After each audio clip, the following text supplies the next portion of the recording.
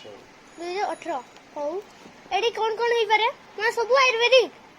ସବୁ ଆୟୁର୍ବେଦିକ ସବୁ ପ୍ରକାର ମେଡିସିନ ମିଳେ ଏଠି ଆଉ ସବୁ ରୋଗର ଟ୍ରିଟମେଣ୍ଟ ମେଡିସିନ କିଛି ମାନେ ଏକ୍ସାମ୍ପଲ ଦେଇପାରିବେ ମେଡିସିନ ଏକ୍ସାମ୍ପଲ କଣ ନେବେ ଆପଣଙ୍କର ଯେମିତିକି ଲିଭର ଉପରେ କୌଣସି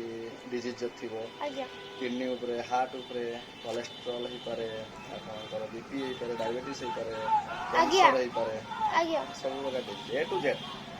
ଜେଡ୍ ମାନେ ଯଦି ଗୋଟେ ପେସେଣ୍ଟ ଆସିଲା ସେ ମାନେ ବ୍ଲଡ ଟେଷ୍ଟ କରିପାରିବ ସେମିତି ହେଇପାରିବ ବ୍ଲଡ ଟେଷ୍ଟ ହଉଛି ଆମର ମେସିନ ଗୋଟେ ଅଛି ମେସିନ ଟେଷ୍ଟ ହଉଛି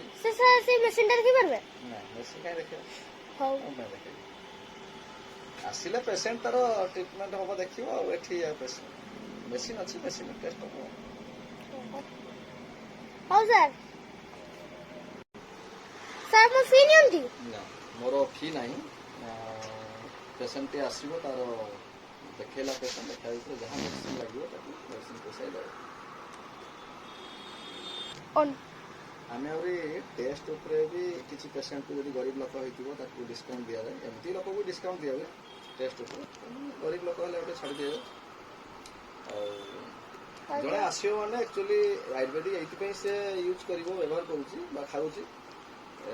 ରୋଗଟାକୁ ମୂଳରୁ ମାରିବା ପାଇଁ ଆଉ ତାପରେ ସାଇଡ୍ ଇଫେକ୍ଟ କିଛି ନାହିଁ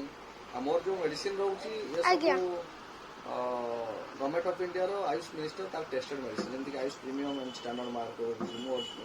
ଅଲଗା ମେଡିସିନ ସେମିତି କିଛି ରଖେନି 18 ମସିହା ପାଖରୁ ସେୟା ହିଁ ଚାଲିଛି ସାର୍ ଲୋକେସନ ଟିକେ କୁହନ୍ତୁ ଆପଣ ଯଦି ଆସିବେ ବସଷ୍ଟାଣ୍ଡ ଆଡୁ ସତ୍ୟଭାଇ ଛକରୁ 200 ମିଟର ଭଞ୍ଜେଶ୍ୱର ମନ୍ଦିର ପରେ ଆପଣଙ୍କର ଯୋଉ ପ୍ରତିଭା ନର୍ସିଂ ସେଠି ଆପଣଙ୍କର ପାଣ୍ଡେସ୍କୁଲ ଫ୍ରଣ୍ଟଟା ଯଦି ଆପଣ ଡାରଗାଡାଇରୁ ଆସୁଛନ୍ତି ଡାରଗାଡାଇରୁ ତାହେଲେ ରେଲୱେ କ୍ରସିଂ ଜେଡି ସିଂହ ରେଲୱେ କ୍ରସିଂ ପାରି ଆସିଲା ପରେ ଇଲେକ୍ଟ୍ରି ଅଫିସ ପାରି ଆସିଲେ ପଡ଼ିବ ସେପଟୁ ଆସିଲେ ଡାରଗାଡାଇରୁ ବାମ ପଟରେ ପଡ଼ିବ ଆଉ ବସଷ୍ଟାଣ୍ଡ ଆସିଲେ ଡାହାଣ ପଟରେ ପଡ଼ିବ ପାଣ୍ଡେସ୍କୁଲ ଫ୍ରଣ୍ଟଟା ପୁରା ପଡ଼ିବ ଆମର ପ୍ରତିଭା ନର୍ସିଂ ଛକଟା ଘୋଷାବୁ ଘରେ ହେଇଛି ଆଉ ହଉ ସାର୍ ତାହେଲେ ରଖୁଛେ ଠିକ ଅଛି ଆପଣଙ୍କ ସାଙ୍ଗେ ମିଶିକି ବହୁତ ଭଲ ଲାଗିଲା ଥ୍ୟାଙ୍କ ୟୁ